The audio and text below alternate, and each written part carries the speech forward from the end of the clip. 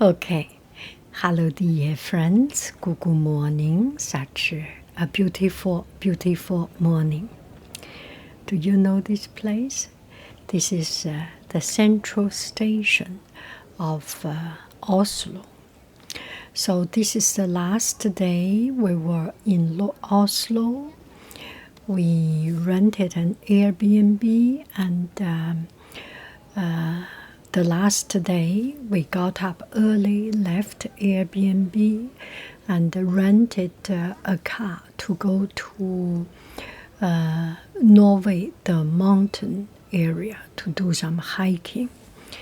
And my family has searched online. There was one National Geographic mentioned world top 25 hikings. So we were planning to go to the hiking, and on our way out we passed by a beautiful place. So we are getting ready to see this place. You know, when we travel, I do not do any planning. I have no idea where we are going to. It's just too many things happening, too many places, too many cities. I cannot even catch up with the time change, location change, story change, and means of transportation change. Anyway, so we drove out of Oslo and came to the place called Frogner Park. And on our way we passed by tunnels. And the tunnels, something like 2 kilos, 3 kilos, or even longer. I forgot how long it is. So there are a lot of tunnels. And the Norwegian engineers, they are particularly good at digging tunnels. And I think this is out of the land-formed condition, right? In Norway, there are a lot of fjord because of the glacier. Glacier eats into the land. The glacier melt down, eats into the land, and form some of the most beautiful, most deep, most dramatic glaciers in the world. I think there are 4 places in the world has glacier. And one thing I remember that China is one of China does not have glacier. Of all the geometric formation, China almost have everything: high peak, mountain, river, and does not have a glacier. China did not have fjord. That's quite interesting to think about it. And so there are glaciers in. You see, there is another tunnel in Mont Blanc, in Norway, in New Zealand, and some other places. Anyway, so let's come back. So we were driving, and slowly I get to know, because of the landform, that Norway is almost have no farming land. So the land is very deep. There is almost no flat farming land. And only 3% of Norwegian territory is farmable. That's kind of unimaginable, right? It's just people live in these very deep and steep places. And it also, just by going to that land, seeing the people, seeing the life there, make me understand a little bit more of that piece of land. So we arrived at Frogner Park. It's a beautiful, very green park. And we parked our car, and there was another car parking. And from that car came a young man in his 30s, 40s, and typical Norwegian, tall and slender, right? If I say this Norwegian, this is not what I said. It's Norwegian told me. He said every Norwegian is tall and slender. Anyway, and he was taking out a little busette, and then taking out a little trolley, a little bicycle. There was a little boy coming out, 3 years old, 3, 4, 5 years old, and then another little baby, 1 or before 1 year old, something like it. And then they went to the park. So I start to get the connection. We always heard that in Scandinavian country, men take care of the family, or whoever take care of the family. There is not such a discrimination who takes care of the family. Maybe it's a man, maybe it's the dad, maybe it's the mom. It depends on the situation. You do not feel any that in that society there was not a discrimination to it. And I was listening. I usually thought that is quite good and very nice. And this time I saw with my real eye, and that is the life there. Not only this guy, I have seen a lot that people, no matter man or woman, it's you feel that there is the person who make bread does not have to be a man, does not have to be a woman. It just happen to be a man or happen to be a woman. It comes very natural, and that's quite encouraging. I think we should aim at I'm not politician. I'm thinking that if everyone get the chance to fully exercise disregard of gender, of preference, then it's a better place. So we came to this place, Frogner Park. It's a sculpture park by Norwegian artist Gustav Vigeland, and his original name was Adolf Gustav Thorsen. And let me kind of get into some of the information about him. So he was born from an ordinary craftsman's family.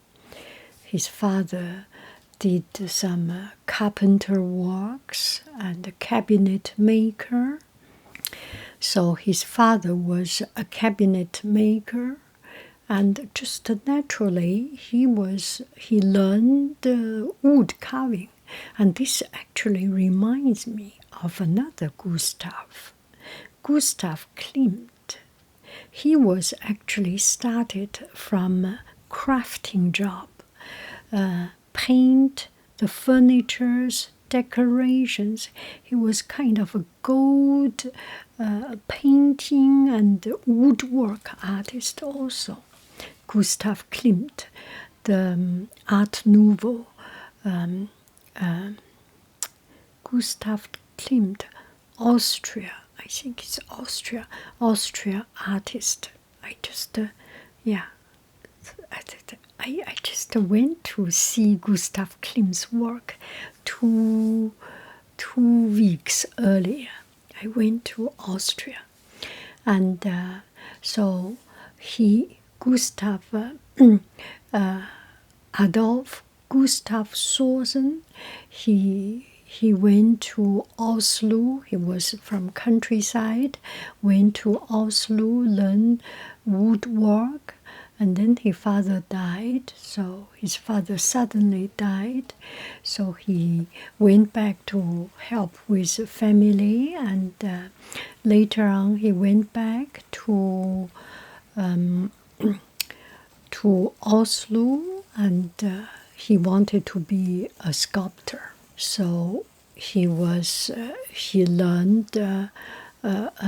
He went to art school, learned about sculpting, and he was promoted or recommended by a famous sculpting artist of Norwegian. So he got a scholarship, went to Paris, and when he was in Paris, he always walked or visited the studio of Auguste Rodin, and his artwork is very influenced by it.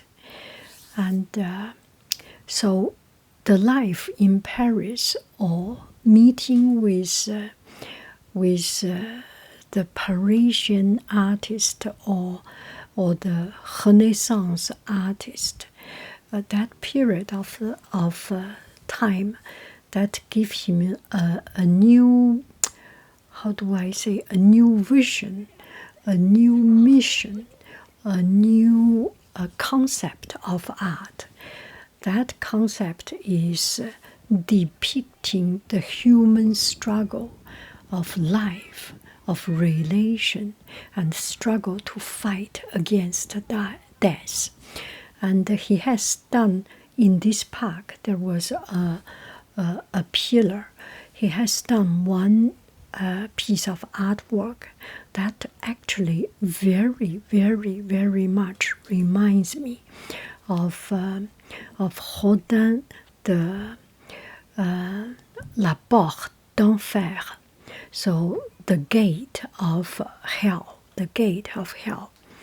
that baby from born and then struggle, and they were loved, and then they have to fight for their life, and then struggle to push down other people to get to the highest stage, and until they die. Yeah, it's very much. It's not the same, just the same depiction, but the spirit is the same. It's kind of inspiring and impressive. And he became very famous in Norway, in Oslo, and he got a lot of commissioned works. And Nobel Peace Prize was actually the medal was designed by him. And this time we went to Stockholm. No, Denmark. That's Copenhagen. Stockholm. We went to Stockholm. We visited the Nobel Prize Museum. So the Nobel Prize was actually selected, decided, voted in Stockholm. And the the ceremony of giving the prize is actually in Norway. And so he did a lot of public works, and the city has wanted to use a piece of land, which was his house, and the city he negotiated with the city, and the city dismantled his workplace and give him a piece of land, a huge land, and later on became Frogner Park. And this is a huge, large land. So he promised he will give all his artwork and his drawing, his sketch, his models to the city. So it's a very good deal. The city has kept all his works, and now his works was in demonstration on the Faulkner Park, a huge park. So I was there and walking on the grass, and people just walk around and relaxing, play games, play balls. And I was thinking, this must be his original thoughts. He had 200 something sculpture, a little bit, and each one is so vivid. And all the figure is very interesting. He studied in Paris, and he walked in Auguste Rodin's atelier. So I was thinking he must do something very masculine with or muscle-ish, and very very strong figure. You can see the fiber of muscle, but all his painting is actually very trapu, very kind of short, kind of sturdy, that kind of body type. Very interesting. Actually, I searched online. It's more or less has his own body type.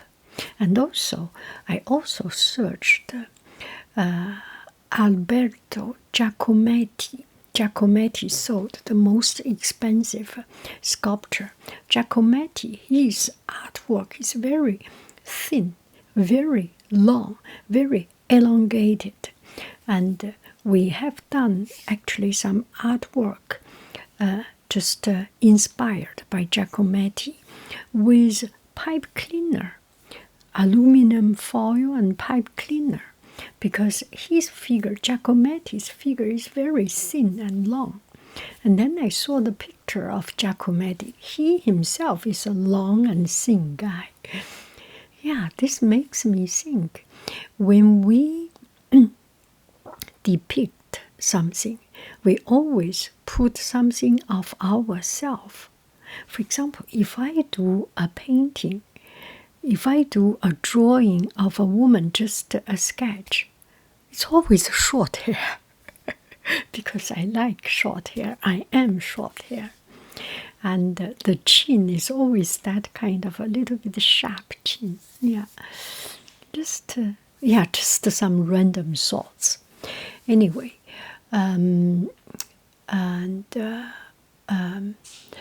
if you are interested, this is the place you can go to sit down to contemplate and find your own inspiration and find your own explanation of life. And that's for me, that's a place that that makes me think very freely. And this time in Norway, a lot of things make me. So this time in Norway, I am just, how do I say, very impressed by seeing different people, seeing the people there. They are maybe because of the weather is cold, so they seems conserved, reserved, and distanced. But under that core, inside, there is honesty, sincerity, generosity, and equality in the core of Norwegian heart. And very, very memorable. Bye bye, friends. I love you. I really do. Do, do, do, do, do, do, do. Goodbye, bye.